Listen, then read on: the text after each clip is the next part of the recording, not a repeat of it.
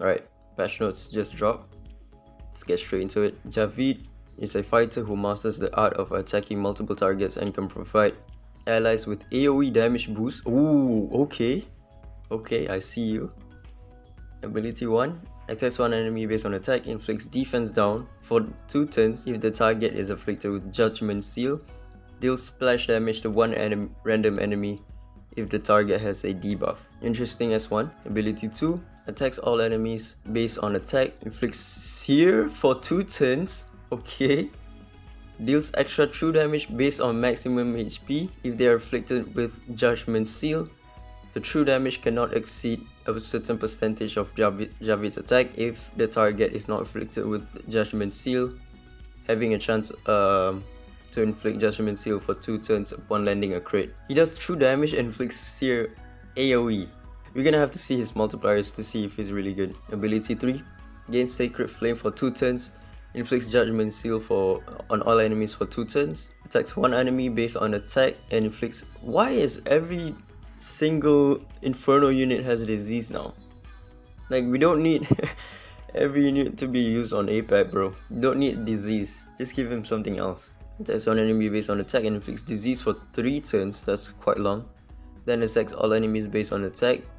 Post Ascension, inflicts disease, can't be resisted. Okay. Sacred Flame, undispellable. Dispel all dot effects from Ggez, including poison, bleed, etc. before he launches an attack. Each dot effect dispelled grants extra damage based on Ggez's attack. Total extra damage cannot exceed a certain percentage of his attack. Judgment Seal. When the target inflicted with this debuff takes damage, dealing splash damage to 2 of their teammates. Whoa! Wait a minute, wait, what? The splash damage is also true damage based on target's max HP but cannot exceed a certain percentage of Ggez's attack. Triggers once per turn. Multiple Judgment Seal effects on different targets will be calculated individually. Yo, he's gonna be a AoE monster, what the hell? Oh, he's gonna be an APAP unit because his S3, Sacred Flame, he dispels all dot effects on him, but his S3 is not AoE if I'm reading this correctly. Let's see. Oh, never mind. His S3 is AoE, but he does single target damage as well because attacks one enemy based on attack, and then he attacks all enemies. So he looks really good just from the skills alone. I like it. I like it. He's gonna be built for APAP because of this Sacred Flame. Alright, Divine Wrath is his S1. The number of targets taking splash damage increased to 3. Deals splash damage to one random enemy if the target has a debuff. Has a debuff though. Any debuff. Wait, he's kinda like Brewster or something. His R2 because he deals splash damage on his S1. But probably Brewster is better because Brewster does splash damage on every hit that an ally does, whereas Ggez does it on his S1. Okay, so his R4 is kind of whatever. Heals upon killing an enemy. That's whatever. Don't really care about that one. R6, Sacred Flame now dispels all debuffs from Ggez instead of just dot effect before. Wait, what? Wait, what the heck? His R6 makes him like a Hyde, but instead of Hyde is immune to debuff, he cleanses all debuffs. Bro, I might actually R6 this guy. No joke, because you can actually build him as a bruiser and now he becomes a Hyde. Sort of, in a way. Alright, let's take a look at Genie. Is a fighter who excels at both defense breaking and single target control.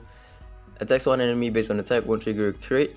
Inflicts taunt for 1 turn. Taunt cannot be if the target doesn't have any debuffs or any buffs. Cool. S2 dispels all debuffs from herself. Gains Chef's Zest if Genie already has 3 stacks of intense heat. Otherwise gains 1 stack of intense heat. Genie gains 1 stack of intense heat at the start of combat. Attacks one enemy 5 times. Based on attack, won't trigger a crit. Each hit steals 1 buff. The last hit inflicts taunt for 3 turns. Taunt cannot be resisted if the target doesn't have any buffs. Restore HP based on lost HP after attacking. Post Ascension. Cooldown on Stir Fry Heat is reduced by 1 turn if there is no buff to be stolen in the first place. Intense Heat. Stackable with a limit when Genie's attack is higher than the target's, amplifying Genie's damage dealt. There is a limit to the amplification, and the amplification will be less effective against non-player units. Restore HP based on lost HP when attacked.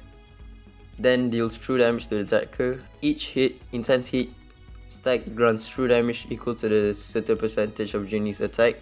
Triggers once per turn. Oh my god, so many. You know what? This is too much text. So I can't even be bothered. I just woke up. Okay, so Chef's Zest. Undispellable increases Genie's attack and chance to counter attack. Expires after launching a counter attack. Grants attack up for 1 turn when Genie receives a duplicate Chef's Zest. She looks pretty strong as a single target nuker because of this intense heat, and she will always have attack up due to this Chef's Zest whenever she gains it, a duplicate of Chef's Zest. But she can't crit, so this damage amplification has to be a lot because her skills cannot crit, like right here. Won't trigger a crit, won't trigger a crit. She has an irresistible taunt, which is kind of nice. Her resonance, a new effect is added to Simmer Flame. Gains extra turn. Where's Simmer Flame? Simmer Flame is S2, dispels all debuffs, gains, and okay, whatever. When attacked by critical damage, okay, a new effect is added to Stir Fry Heat. Gains Chef's Zest if Genie already has 3 stacks. Cool. Alright. This is too much text. Actually, I don't actually know what she's doing. She does a lot of things, but yeah, I just woke up, really. I don't know what she does. Can be obtained from the Echo. Okay, so she's not free. Alright, so you can wish for Genie, Javid, and Ashley. Once again, they're bringing back Ashley in the wish pool, or rather in the wish stone. This is the second time that Ashley has been rerun, and the probability up is going to be Cecilia. Okay, sure. Okay guys, finally we can actually edit presets. This has been also so goddamn long. For whatever reason we couldn't edit the preset. Now we can. And we can also edit the multi-battles up to 20 times. Nice. Okay, optimize Blitz. In Ritual Miracle and Sonic Miracle, it will now allow the battles to follow the attack order set in the battle settings. So Leora you can now actually just target the middle guy for Leora. So in Chronos, I think you can just fully auto, and then Leora can target the middle guy every single time. Right, I think that's it. I'm actually very excited for Javid. He seems like he's going to be a very good APEP unit, 100%, and also he's going to be very good in Cleave, I think, because he has double AoE, and his S1 is also doing splash damage if the enemy has a debuff. That's very nice. Also a defense down. That's nothing to scoff at for an S1. And it doesn't say a chance, so it's probably 100%. I'm gonna have to see his multipliers, whether I want to go all the way up to maybe R2, or maybe even R6. Who knows? But yeah, that's about it. Ciao.